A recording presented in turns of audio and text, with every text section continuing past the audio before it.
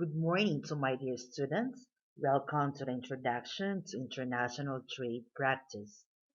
Every country had promulgated a legislation or law that promotes competition and fair trading and as well as providing protection for consumers. Some regulations are intended to avoid exploitation, manipulation, or deception that will harshly affect the consumers. Several guidelines and standards were designed to help traders better understand their obligations and fulfill customer expectations under trade practices and fair trading laws. Today, we will unveil the concept of trade practices in international perspective. We will figure out the reasons why do they conduct trading internationally and what are specific procedures and regulations related to trading that help them operate business effectively and contribution to socio-economic demand.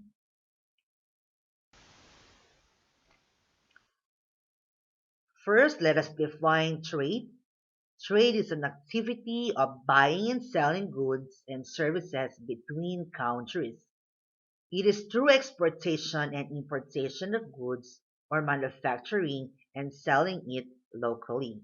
So when you do trading within your country, it is local. But when you sell and buy goods in other countries, it is international trading. For trade practice, it is a method of competition and operating policy of business in line with industry formally adopted. Trade practices aims to prevent anti-competitive conduct and encourage competition efficiency in business. More so, trade practices aim to promote the welfare of consumers are adequately protected in dealing with producers.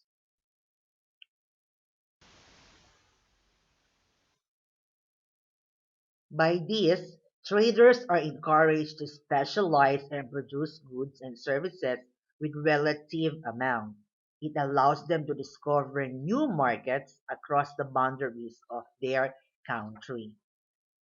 Trading promotes innovation of new technology and improve labor productivity, less manual labor and more of robotic equipment or machines. Trading could be an instrument of reducing barriers and somewhat an instrument for world peace. President Trump had signed a Trump peace plan which aims to resolve Israeli-Palestinian conflict. This is to stop the war between the two and propose an economic resolution. But this is still under negotiation. But the point is, peace talks could open doors for economic development.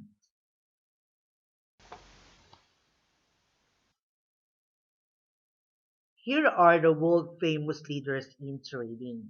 William Gunn, who focused on market forecasting method.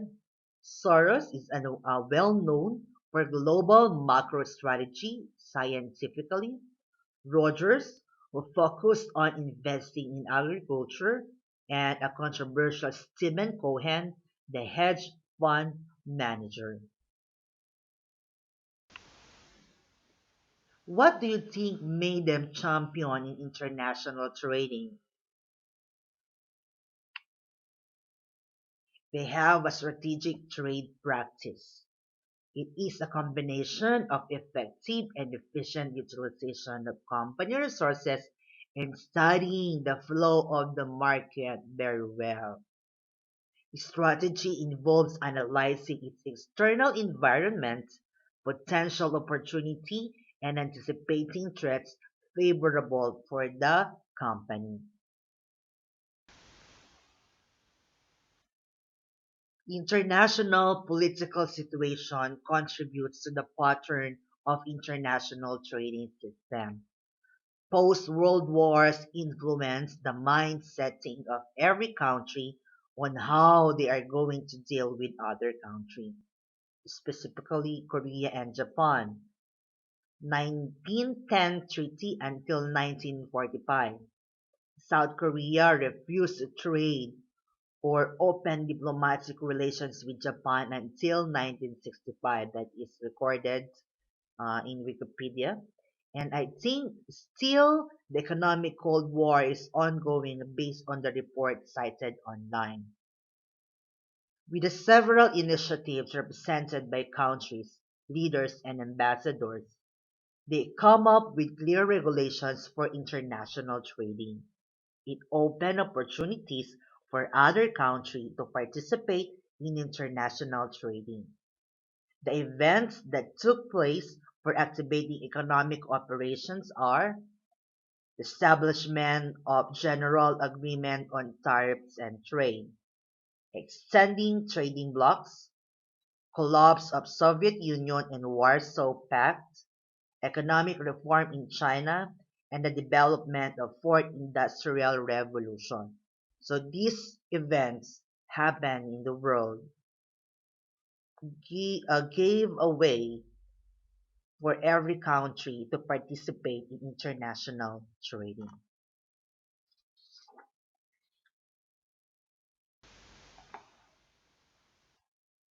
Having a good relationship with neighboring countries gives an indication that globalization affects economy positively. We can measure globalization through trade in goods and foreign direct investment as well as restrictions applying to these flows. Since 1980, there is a progressive upward trend in the index of globalization because it was assuming that countries are now opening their doors to globalization for knowing the economic, social, political, and cultural impact of it. The World Trade Organization, or the WTO, records and interprets the economic activities all over the world. It reports the statistical indicators related to the world economic activities. In this photo, you will see the index of merchandise in different countries' export categorized by destination and by product. The pie graph shows in 2017 that Europe is the largest exports by destination and you could see the yellow line. Manufacturing goods is the highest export by product. The implication of the graph is that this can be a guide for traders where they want to position their products in terms of destination and affiliate products globally.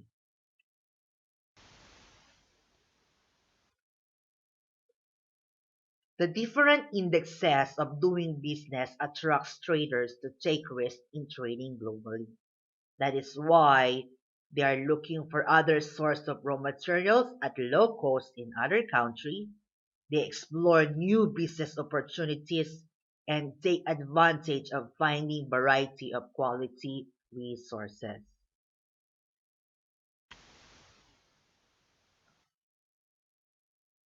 With so much development in international trading, World Trade Fair Organization in Europe released a standards and guidelines of conducting trading.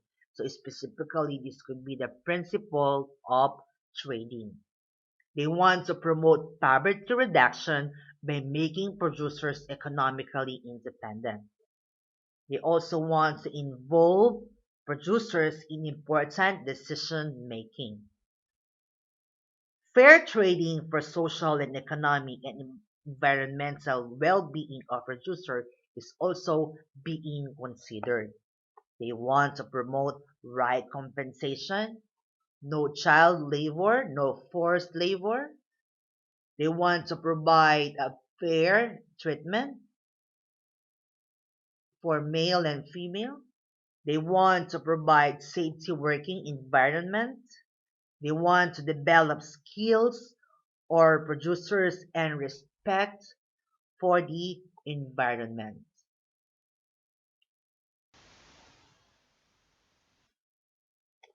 They want to implement trade fair in importation and exportation, custom administrations, shipping process, contracting, documentation, payments, and authenticity of products. So please take a look on this aspect because we will discover in the coming chapters the best practices in this aspect of trading. We are also going to discuss the different Incoterms as well as the different practices in custom administration. What are the documents you need to submit? What are the permits you have to comply? And somehow we are going to talk about the different financial technologies that are being used worldwide, which fintech is acceptable to Asia, Europe, America, and other parts of the world. What is this unfair trading? Unfair trading is violating the set standards and methods of doing business. So this action may limit free competition in the market. Some company wants to gain a lot of money. That's why they are doing the under the table transaction or red tape or that is illegal actions or illegal activities. And those things are not being tolerated in international trading. You could see here some of the specific examples of unfair trade practices. Number one is the trade defamation, okay, or you are misleading the people about the information you are giving them. Trademark infringement, you are copying the product, okay, the features of other companies' product. Deceptive conduct, okay, you are intentionally violating some of the rules and regulation in trading. A that for example you are going to stole or steal the other company's customer. That could be one. And imposition of unfair terms for acquiring goods and services and a lot more. Another specific of unfair trade is what we call the subsidy. Okay, there are some company or there are some other countries, okay, wherein the government, okay, they are giving subsidy to the exportation of the company. So that is illegal. That is not acceptable. That is why unfair competition laws and unfair trade laws had been created to protect consumers and business. So what could be the effect of unfair trade practices? Of course, there will be lesser production, high cost of raw materials, lesser income, imposing trade barriers, and eventually trade war. Like President Trump assumption of unfair trade of Mexico and China. He set high tariffs to China and what happened? China retaliates. He also heightened the immigration law against Mexico, limiting foreigners to enter within the US territory. And there are a lot of economists who had given their negative opinion about this kind of action of President Trump. Another example of the case complaints raised by Austria that Amazon was abusing its dominant position to favor its own products against those of Austrian retailers selling on its market. And Austrian Federal Competition Authority received complaints and investigate the alleged unfair trade practices. According to the complaint, Amazon allegedly terminated sellers' account abruptly for no apparent reason. Retailers accused Amazon for forcing them to disclose prices and added incorrect delivery details to the sellers. Another example is the case of Nestle in India, wherein India authority found out that Nestle indulged in profiteering of about $13 billion or 100 crore rupee by not passing on GST rate cut benefit to consumers. Nestle reduced prices of certain products in proportion to the cut in goods and services. They allegedly avoid paying taxes and some products have lead content. So these are some of the unfair trading that they are going to do. They want to escape from paying taxes and they divert the money to some of the what's so called corporate social responsibility. With this kind of unfair practices, international laws regulate this activity. These international laws are policies agreed between countries. They are the rules and regulations that companies should follow. That's why we call it international trade law.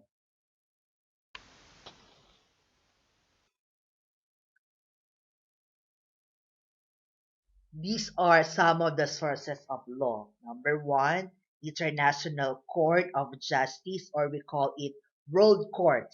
It is the principal judicial organ of the United Nations which settle disputes between states. The head office is located in Netherlands. Secondly, International Chamber of Commerce represents the World Business Organization championing the global economy as a force for economic growth, job creation, and prosperity. Another one, we have the United Nations World Trade Organization. This is also an intergovernmental organization that is concerned with the regulations of international trade between nations, defined by Wikipedia.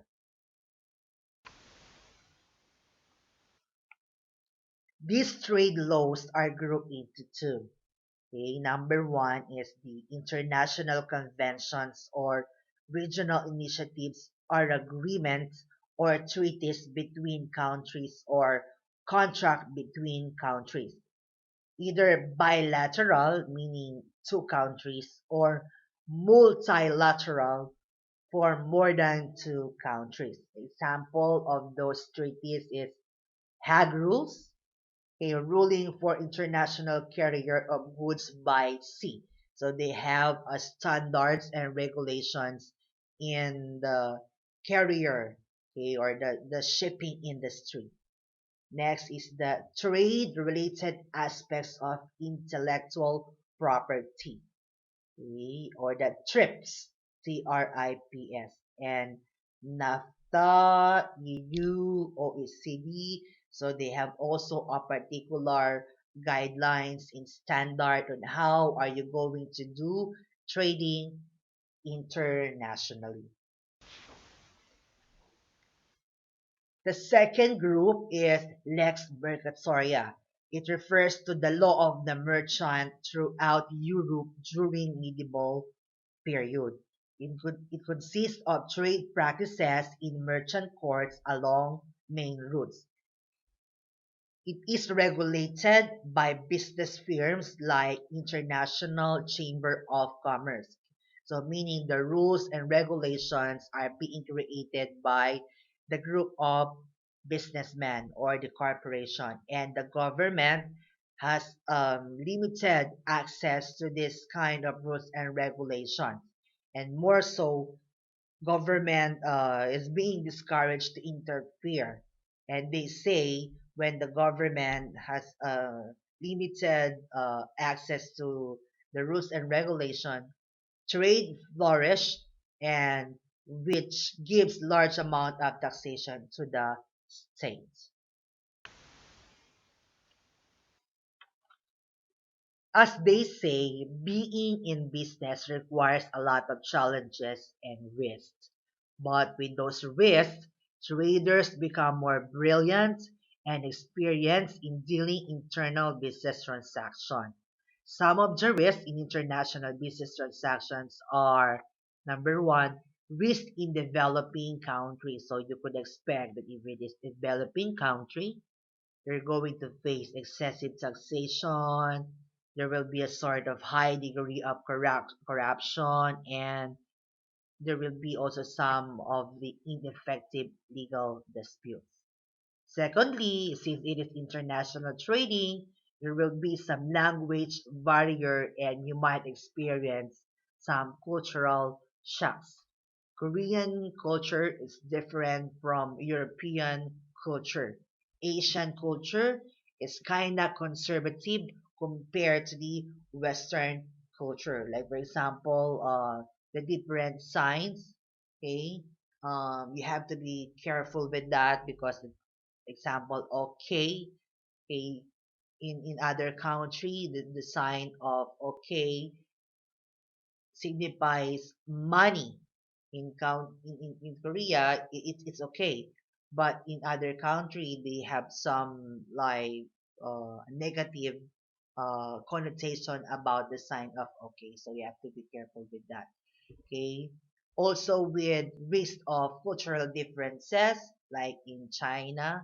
Okay, they said that if you're going to receive a gift from Chinese people, you should not open the gift in front of them. I think that is like taboo or not acceptable to them.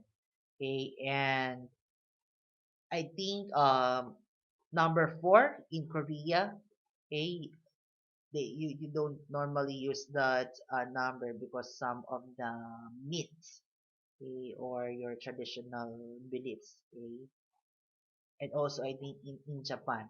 Okay, another currency is the another risk is the currency risk. Okay, the problem with the conversion, repatriation, and the fluctuation. I had mentioned in early of our discussion that China, okay, they purposely uh make their currency okay in a low value, okay, that really could affect the conversion if you're going to have a business transaction with them. In addition, we have the legal risk, okay. Some rules and regulations are kind of strict in other countries, especially in the Middle East, okay, the Arab country, okay. It is not just only with the business, but also in related with their culture. Okay, so you have to comply strictly with their rules and regulation. But I think nowadays, okay, specifically in Saudi Arabia, we are now opening to globalization. The recent development in terms of gender and equality is that we now allow women to drive a car.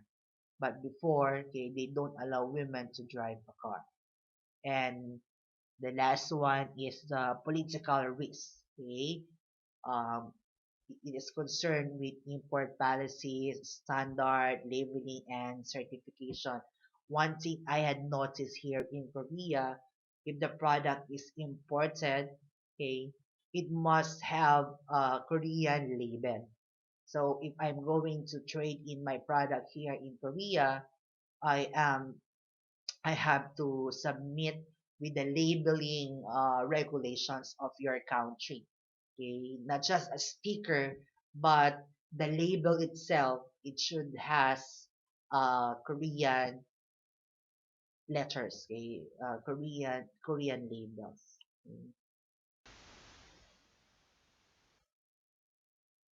How are you going to cope up with those risks? This could be considered also a specific trade practices that you have to remember. Okay, number one, okay, in international trading, insurance is a must. This is one of the document that is being required by custom administration when you are going to claim your cargo, okay, in the custom. Secondly is intermediaries or broker. Okay, for you to be able to avoid those kind of risks or to anticipate this risk, you have to get a competitive broker, okay, or intermediary. intermediaries. Third, okay, so you also might learn how to counter trade, okay, by exchanging goods to goods instead of currency. Okay, as again, China sets very low currency rate to benefits their domestic company. So you have to consider that. And the last one is to anticipate the risk or to manage the risk. You should have a quality export trade plan or a well studied strategies on how are you going to enter into one country to another country. Okay, to sum up with our discussion, okay, we talk about the international trading as a very complex activities that consist of different kinds of practices that you have to consider for you to be able to have a successful stay in competition. Okay, you have to check the economic profile, you have to check the international customary law, that's risk, the barrier, and being prepared into the arena of competition, you should have a good strategic trading plan. Okay? So this is just only an introduction of international trade practices. Somehow you will notice that it is related with policy or the rules and regulation because in international trading, you could not just do what you want to do. Okay? You have to follow a particular standards for you to be able to enter, for you to be able to be accepted, okay, in other country. Okay, some country implement strict policy. Some country they're giving some leeway or not that strict so that they could encourage a lot of foreign direct investors in their company or in their country because you know that if there will be a lot of foreign direct investors, there will be a lot of dollars coming in their country. There will be a massive increase of economic activities, and there will be a creation of job to the country. Okay. Of course, there are also some negative impact of doing an international trading. Okay. Like for example, they say there will be some exploitation of manpower because of the low cost of labor. Okay, they are taking advantage of that. And then also another issue is that there's some exploitation with the environment, the natural resources. Okay, so those are some of the negative impact, but that includes in the principle of international trade practice. International trade practice aims to promote the welfare of the economy, of the society, and of course, the natural resources. Okay, I hope that you could be able to understand the introduction of international trade policy, this trade practice as well. These trade practices is not just practice that a trader wants to implement. These are being regulated. When you say regulated, controlled, monitored, evaluated, assessed by the different agencies like International Chamber of Commerce, International World Trade Organization. Okay, so they are the one who deal with this monitoring of international trading because the aim of international trading is a fair business transactions. And that's for today. Thank you for listening. Have a nice day.